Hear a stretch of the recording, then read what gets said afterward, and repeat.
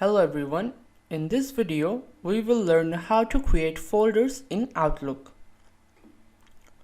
So the main reason we use folders is to organize our email messages, calendars, contacts and our tasks in the Microsoft Outlook. So to learn more about why we use the folders in Outlook, you can come back here later. So this is how we are going to implement this video. Now let's get started.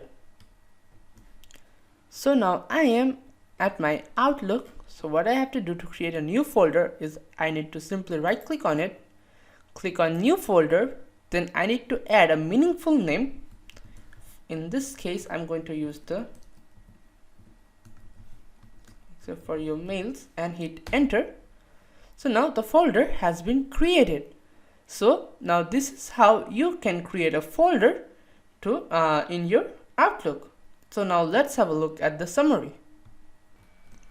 So in this video we have covered how to create folders in Outlook. So thank you for watching.